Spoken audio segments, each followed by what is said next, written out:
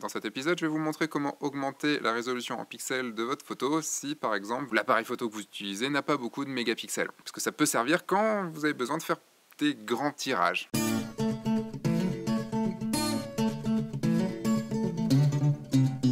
Bonjour, je suis Sébastien Roignan et vous êtes bien dans un nouvel épisode de F1.4. Et aujourd'hui, donc, je vais vous parler d'une technique que j'utilise très régulièrement, puisque depuis que j'utilise un drone, j'ai toujours besoin de faire des tirages qui sont au moins 80 cm de long, de large, de longueur, et du coup, j'ai besoin d'avoir du pixel.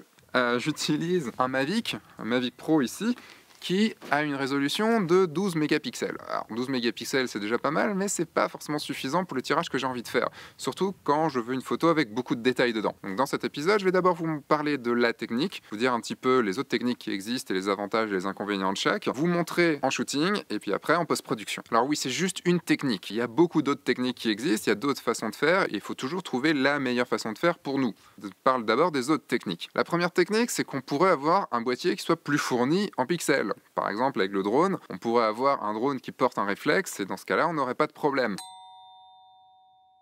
On peut également se dire qu'on pourrait changer de focale et donc du coup avoir une focale plus serrée. Par exemple, au lieu de shooter au 24, shooter au 50 et faire un panorama. Le problème, c'est que du coup ça fait changer de focale, donc ça fait changer les perspectives qu'on veut dans notre photo. Et surtout, ça demande de faire un gros montage après avec le panorama. Et quand on fait par exemple un panorama de 10, 15, 20 photos, ça peut être long.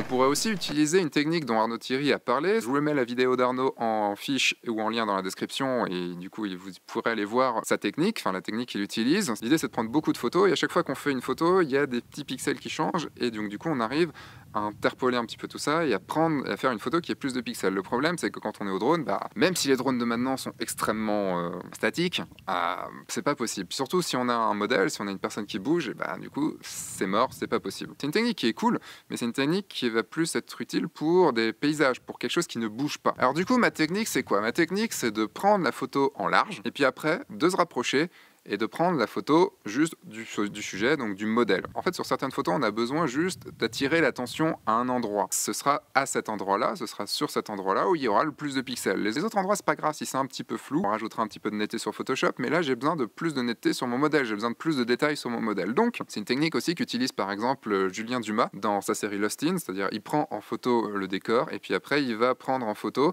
il va lui-même se rapprocher plutôt que d'utiliser une autre focale, il va se rapprocher. Alors, ça déforme un petit peu les perspectives aussi, mais comme il fait en sorte de rien avoir à côté du modèle, il arrive à merger les choses super facilement. En plus, ce qui est cool, c'est qu'on rajoute du pixel juste à l'endroit où on veut que le spectateur aille voir. Et donc, comme c'est plus défini, l'œil du spectateur va directement aller sur l'endroit le plus défini. C'est une des techniques, par exemple, avec la technique de la luminosité, qui nous permet de venir naviguer le regard du spectateur en dehors de tout ce qui est composition.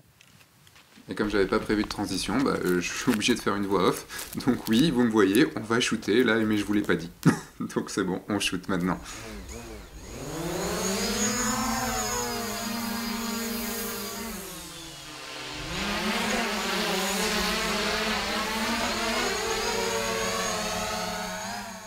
Donc, je vais m'allonger. Même position que Jess tout à l'heure. Je fais une photo d'en haut. Et maintenant je descends le drone pour faire une photo de plus bas. Alors, faites attention de bien rester dans l'axe pour pas qu'il y ait de problème. Voilà, maintenant c'est fait. Vous voyez, c'est pas été très long. Maintenant on va pouvoir s'amuser avec le drone avant d'arriver sur Photoshop.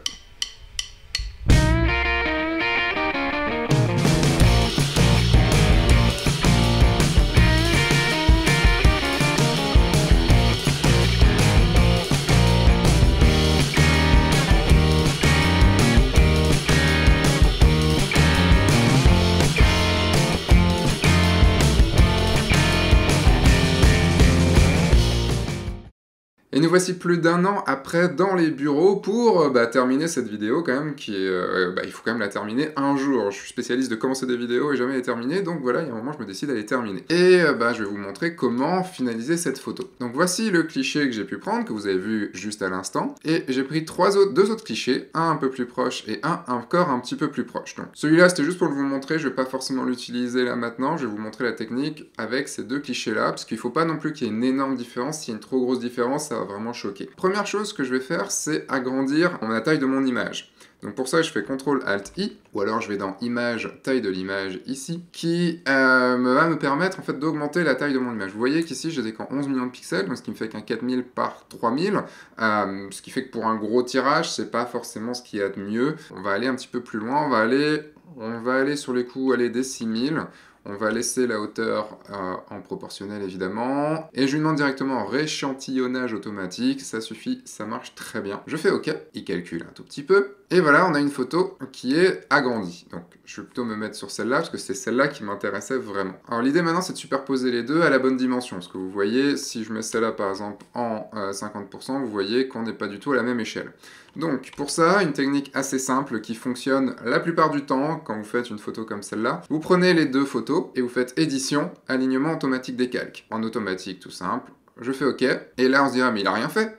Et bah si, regardez, hop, la photo, elle est là.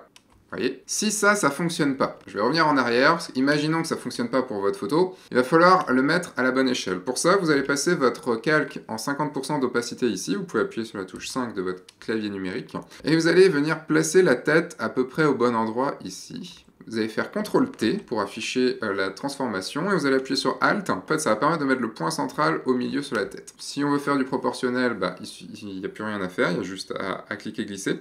Mais pour que ce soit proportionnel par rapport au centre, je vais appuyer sur ALT et vous voyez qu'il va me faire du proportionnel par rapport au centre. Donc, c'est beaucoup plus facile. Si c'est pas bon, hop, j'appuie sur Entrée et je vais zoomer et refaire ce que je faisais. Là, c'est bon. Et vous voyez que ça tourne. Il y a un petit effet de spirale, donc c'est juste qu'il faut tourner. Bon, même si autour, c'est pas forcément top, c'est pas très grave, puisque l'idée après c'est qu'on va détourer. Je fais entrer quand c'est bon, je réappuie ici sur opacité 100% et je vais venir détourer. Alors vous voyez que c'est une méthode qui est beaucoup plus fastidieuse et qui marchera beaucoup moins bien que la première version, mais c'est vraiment si ça marche pas. Je voulais vraiment vous le montrer si ça marchait pas. Je vais revenir sur la première version. Vous voyez déjà la différence de détail qu'il y a entre les deux. Alors là c'est la version prise de haut et là c'est la version prise d'un peu plus bas et vous voyez quand même il y a une bonne différence déjà dans le détail et si en plus je rajoute celle plus proche, il y a encore plus de différence. Donc là, vous voyez que les pixels, ils sont tout flous, ils sont tout floux, alors que là, bah, ils sont de plus en plus nets. Là, je vais mettre un masque de fusion ici, et je vais appuyer sur Alt en même temps que je mets le masque de fusion, ce qui va me permettre de faire un masque de fusion noir. Donc le masque de fusion noir permet de tout cacher. Là, je vais venir peindre avec une brush, et je vais venir peindre en blanc dessus pour commencer à afficher. Donc je vais mettre plutôt une dureté quand même à 30%. Je vais commencer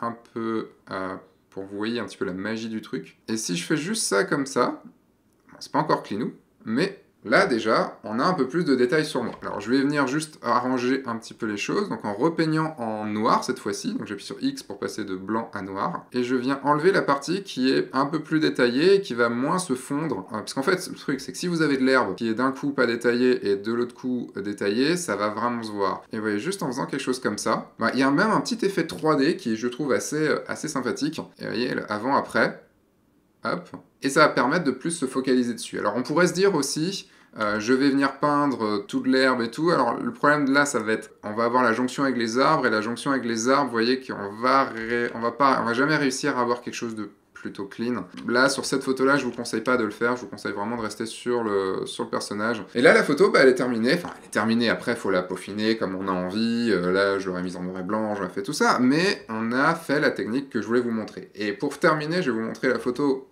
de l'Islande, juste pour vous la montrer sur Photoshop, montrer la différence. À la base, la photo, en fait, elle est comme ça. Vous voyez Jessica ici qui est floue. Si je la mets à 100%, ça reste quand même assez flou. On a le détail dans l'eau, ça va. J'avais rajouté un peu de netteté, mais voilà. Et là, je suis venu rajouter une autre photo, qui est, vous voyez, prise plus proche. Et là, j'ai décidé, comme il y avait la jonction entre l'eau et la pierre, j'ai décidé de laisser apparaître la pierre partout. Et vous voyez ici, bah, la différence, bon, à part la différence de position, bah, on a quand même un corps qui est beaucoup plus détaillé, beaucoup plus visible. Voilà pour cette technique, j'espère qu'elle vous aura plu. Alors, un an après, forcément, j'ai le Mavic Pro 2 et il y a 20 mégapixels dedans, mais ça peut être encore une technique que je peux utiliser, et c'est une technique qu'on peut utiliser aussi pour faire des plus grands tirages, ou pour simuler tout simplement, par exemple, un effet moyen format. Vous pouvez voir la vidéo sur le Brainizer pour faker un moyen format, donc c'est une technique de panorama, mais avec ça, vous pouvez, avec cette technique-là, vous pouvez juste mettre quelques endroits un peu plus détaillés, ça vous donnera un effet un peu 3D